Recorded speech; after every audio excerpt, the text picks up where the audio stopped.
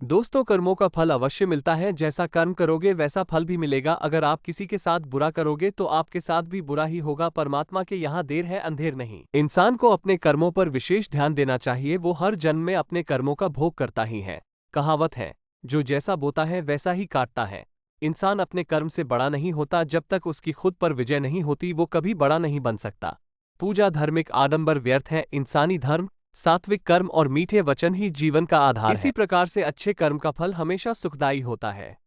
इसलिए हमें सर्वदा अच्छे कर्म, श्रेष्ठ कर्म, उत्तम कर्म जिसमें आत्मा को सुख हो, आत्मा की मुक्ति हो और सर्वजन के लिए हितकारी हो, ऐसा श्रेष्ठ कर्म सदैव करना चाहिए।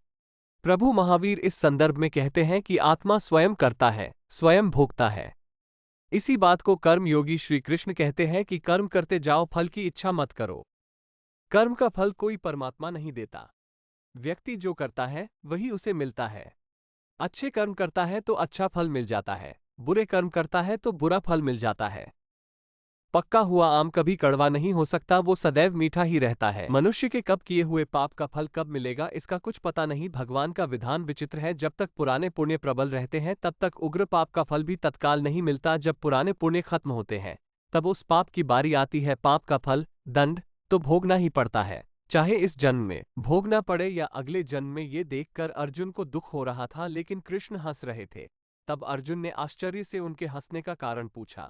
तब कृष्ण ने कहा, अर्जुन, ये दुकान एक नामी हलवाई की थी।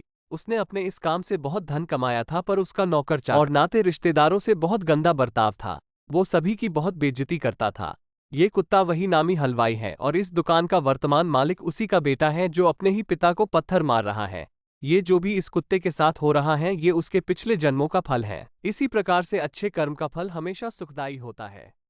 इसलिए हमें सर्वदा अच्छे कर्म, श्रेष्ठ कर्म, उत्तम कर्म जिसमें आत्मा को सुख हो, आत्मा की मुक्ति हो और सर्वजन के लिए हितकारी हो, ऐसा श्रेष्ठ कर्म सदैव करना चाहिए। प्रभु महावीर इस संदर्भ में कहते हैं कि आत्मा स्वयं करता है, स्वयं भोगता है।